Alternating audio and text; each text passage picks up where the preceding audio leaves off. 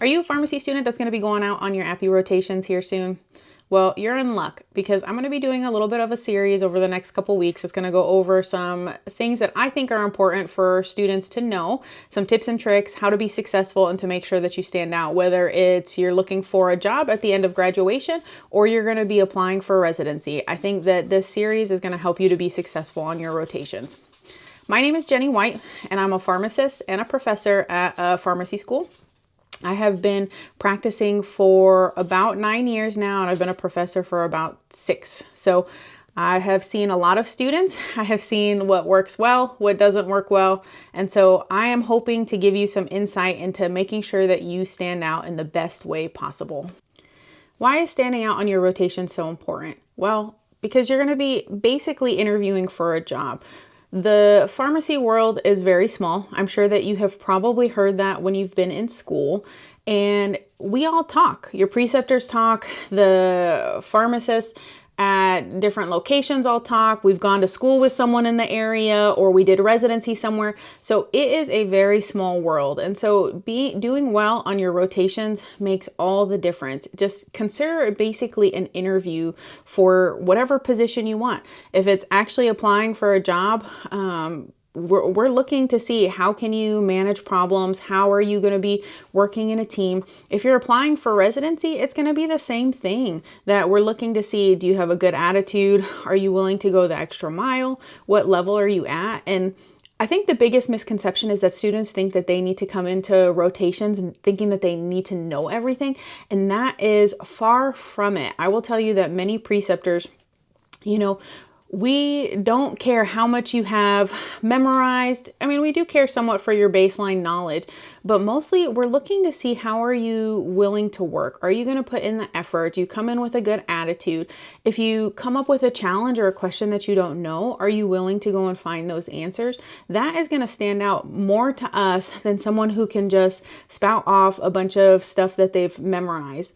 And the other thing too is just because you memorize stuff, can you put it clinically together? Can you piece together patient case to make sure that you're giving your patients the best care possible? Those are going to be all things that are very important. And so like I said, over the next couple weeks, I plan on going over some of the things that I've seen students struggle with the most, or that I've been asked as a preceptor and a professor, how can they make sure that they're successful in their rotations? And that's going to be things like going over patient cases. How do you work up a patient case? What kind of resources should we be using? How do we use resources? How do we go through the guidelines? How do we prep for topic discussions? How do we prep for journal club?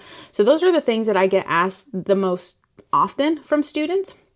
And so each week we're going to be diving into a different topic. So I hope that you stick around to listen to some of my advice. And I hope that you comment down below too. If something worked for you, great. Please let me know. If something didn't work, let me know that too, because I'm always looking to improve myself as a preceptor and a professor and teaching in the next generation of pharmacists. So let me know what you think down below. But today we're actually going to be jumping into some of the basics, some of the very, very basic things. And some people might not think that they're as important because it's not clinically based, but the soft skills are some of the most important things that you can show your willingness to learn and that you're willing to go above and beyond. And so let's dive right into some of those soft skills.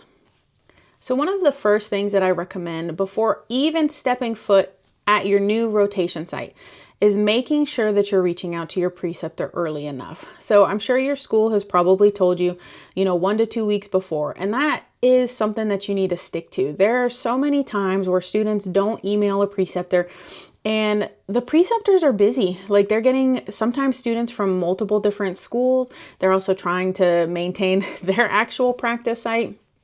And so if you don't let them know that you're coming, there's sometimes things that you have to get done with, like background checks, or like for me, I work at a military installation and we have to make sure that your visitor pass is good to go so that you can even get on base. And so if a student doesn't reach out to me in a timely manner, that makes things much more complicated. So first things first, make sure that you're reaching out to your preceptor at least 1 to 2 weeks. I usually encourage too, saying, what is it that I can do to prepare for your rotation, right? So if it's something like an AmCare rotation, What are the disease states that we should be looking at? And for some of it, it might be common sense, but if you're going into certain specialty areas, it might not be something that you know straight off what would be the good disease states you need to refresh. But like think AMCare, diabetes, dyslipidemia, hypertension. Those are going to be kind of your bread and butter if you're doing AMCare. If you're doing a rotation inpatient, right? Then think about things like anticoagulation, stroke, MI, infectious disease. Those are going to be things that you want to make sure that you're refreshing your memory. Depending on when you learned it in therapeutics, it may be recent, it may not be recent. And so at least go back over some of your material. And so asking your preceptor ahead of time, like, are there topics that I should be preparing for beforehand? Are there different guidelines that I should be looking at? I think that just sets the tone for the preceptor that you're being active and engaged in your learning and that you're trying to be well prepared. Okay, so let's continue on with what some of your soft skills are going to be in your day-to-day for rotations. So first and foremost, being on time. I cannot say that enough. Be on time to your rotations. And honestly, I will say, be there 10, 15 minutes early. Like, I know you guys are busy, there's traffic, those kinds of things, but taking the initiative to be there early and have your stuff put away in a locker or put up wherever it is, and you sitting at your space ready to go at the time of your start of rotation, that stands out. And I always say this is that people think these soft skills come easy or naturally to many people, and you would be surprised how many students that is not the case.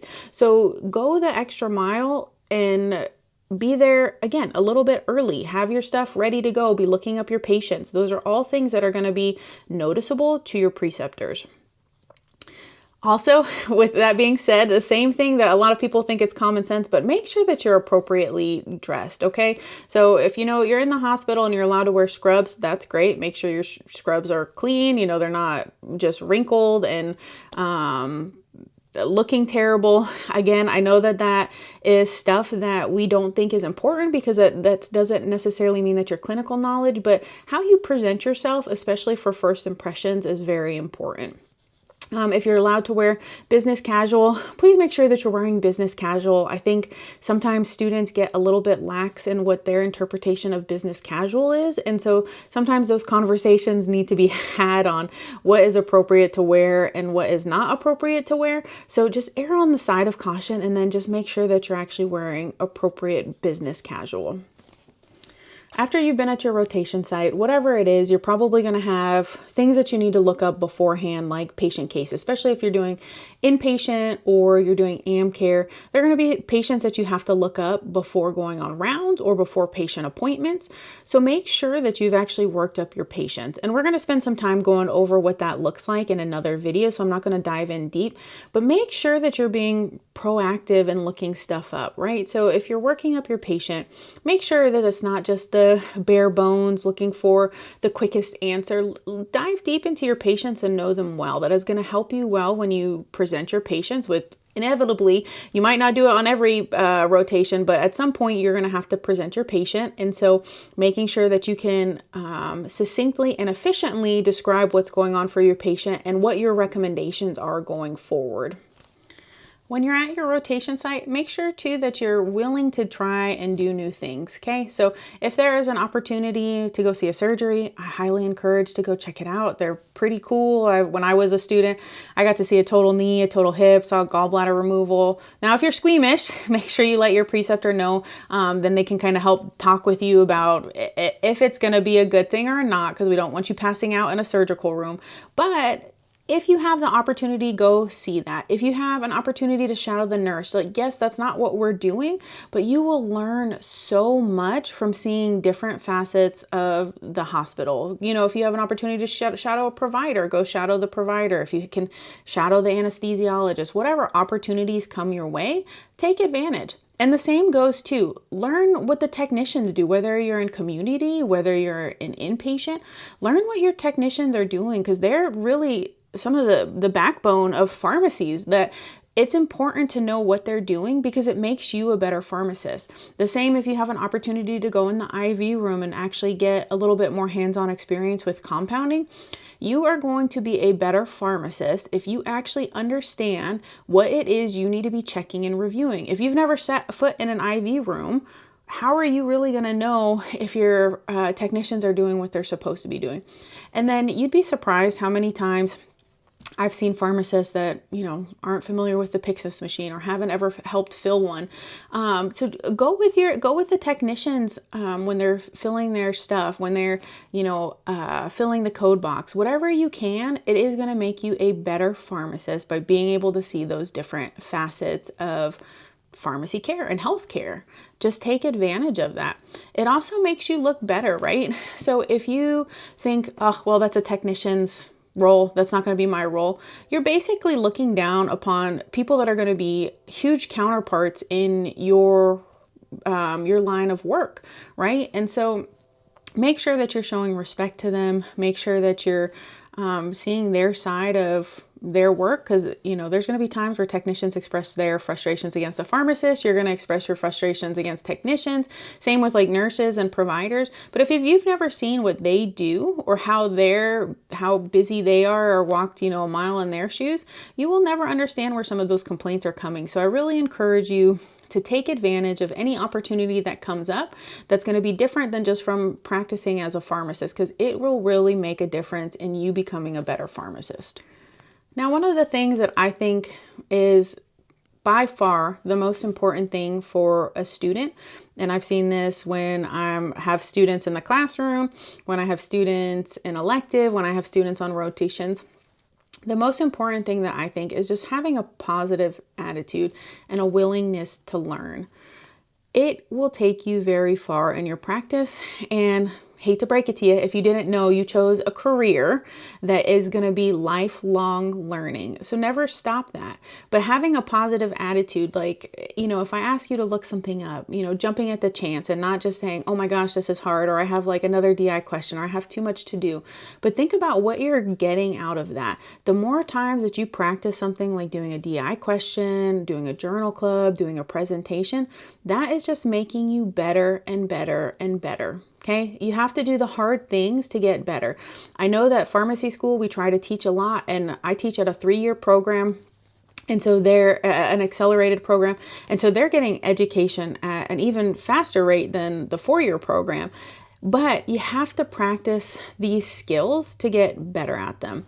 And so being open to learning, being open to receiving feedback, like not taking things personal, because let me tell you, all your preceptors, we want to make sure that you're successful. We want to make sure that we are helping students to become good pharmacists, because we want to continue to grow our profession, and we want to continue to see pharmacy advance. And you guys are the future of pharmacy, okay? So you guys are going to be the ones that are taking us further and making sure that, more and more states are getting provider status for pharmacists, that we're able to take on more clinical roles, and that we're able to do more for our patients and for our community. And so being positive, being open to learning, being able to take that feedback makes all the difference. Because I think many times students think, like, as I mentioned in the beginning, that we have to know everything, that they're judging us, that they're going to think I'm stupid. And that's not the case. Like, we're really there to help you. And even though, like, I have been out of school for 9 years, like, I remember what it was like to be a student. I remember what it was like to get asked questions on the spot over and over and over again. And I just thought, oh my gosh, they have to think that I'm stupid. But realistically, we don't. We're just trying to help you get better. We're trying to make sure that you're learning. And I think the biggest thing that we see then is, that growth over however long your rotation is. So whether it's 4 or 5 or 6 weeks, we're just hoping to see that you improve little by little, and each time you get better and better. And that is ultimately the goal. So go into rotations with a positive attitude, be willing to learn, listen to your feedback, and I think it will take you very far. So that's just an introductory video for some of the soft skills, but I'm really looking forward to continuing to make some more videos over the next couple weeks. And honestly, if there's something that you would like me to cover, make sure to drop it down below and I'd be happy to do that. But the things that I do want to cover are going to be things like, how do you effectively go through a patient case? What are the things that I should be pulling out? And I can't speak to all settings, but I will be focusing a little bit more on like ambulatory care and inpatient, which is kind of what my background is. But again, if there's something that you're interested in, I have some fabulous colleagues at my university. And so I'm sure that I can find someone that if there's a topic that I can't cover, that someone else can cover.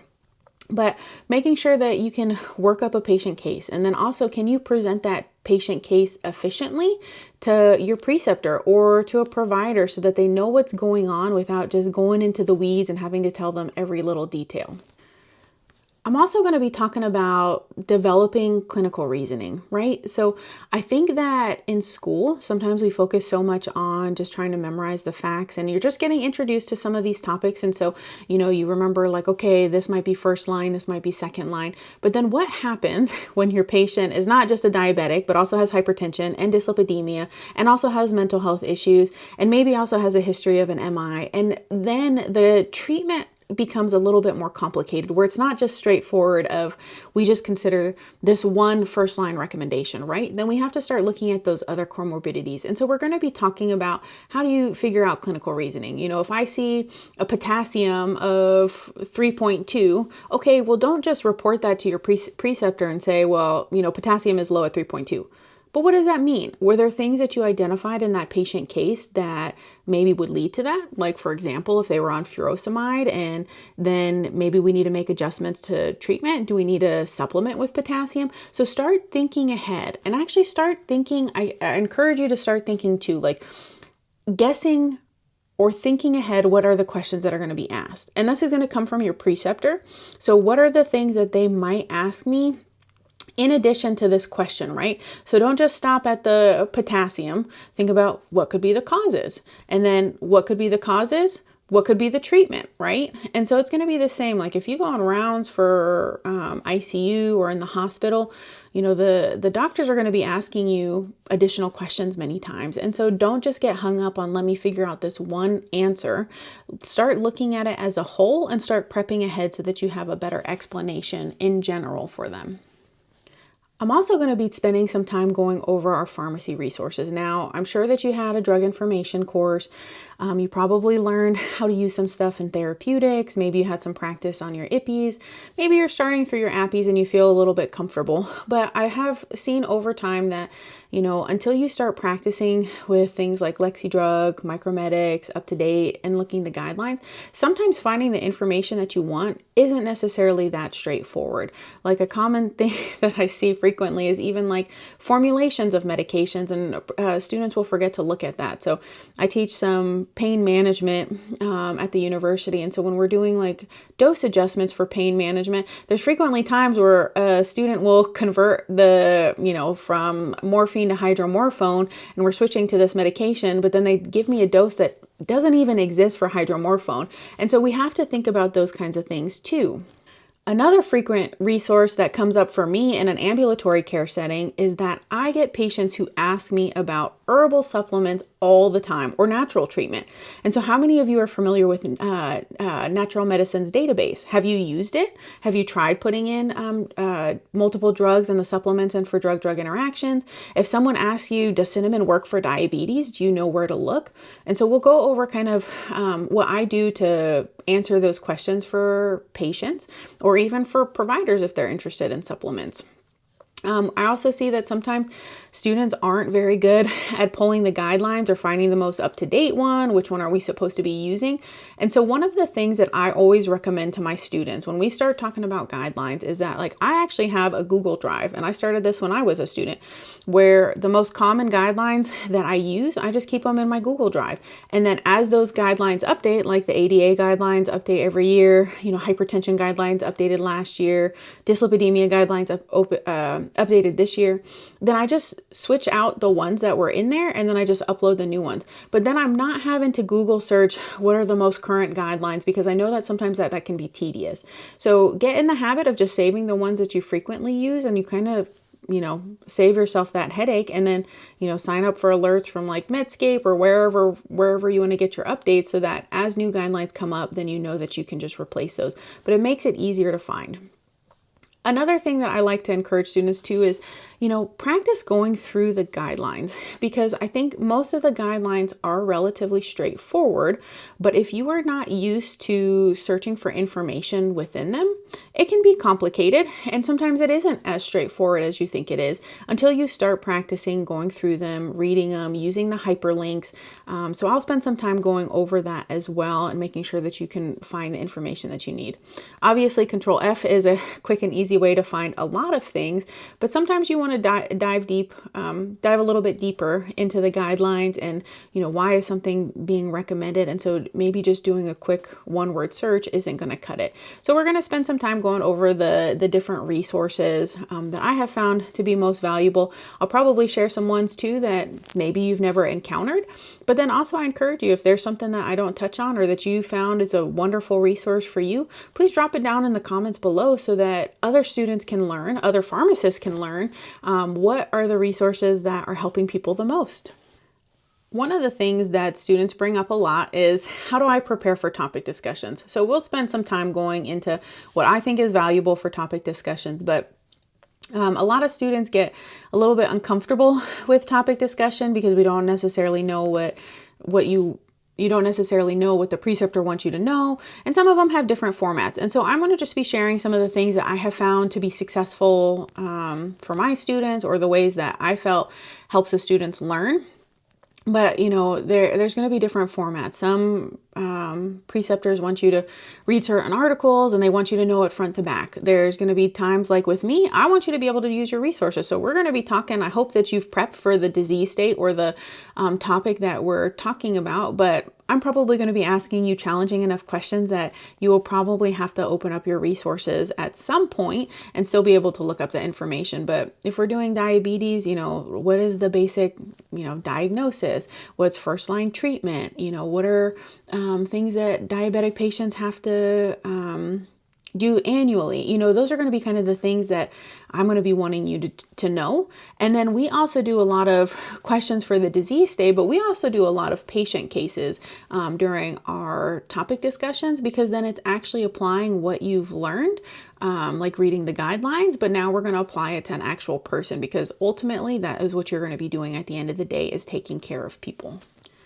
One of the last things that I can recommend for kind of the soft skills day on prepping for rotations is have a little notebook with you.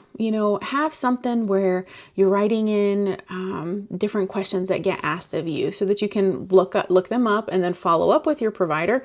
But there's going to be so many different clinical pearls or things that your preceptors say that, that they learned this from their preceptor, or they have seen this in practice multiple times. So that's what has kind of guided their practice.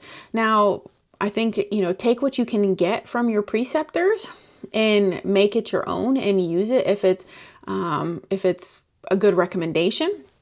But have that little notebook. There's going to be times where, different disease states come up that you're unfamiliar with. If you're going on rounds, maybe something that you're unfamiliar with, like make notes of that, because the more notes that you take and the answers that you put in that's becoming your little, basically a guidebook for you as a pharmacist that you can look back on, right? So if there's things that I don't know what the lab monitoring parameters for this drug is, add it to your little notebook, because you're just going to keep adding more and more that's going to help you as a future pharmacist. It's going to help prep you for your NAPLEX. But I really think having a little notebook on rotations really helps with keeping information straight.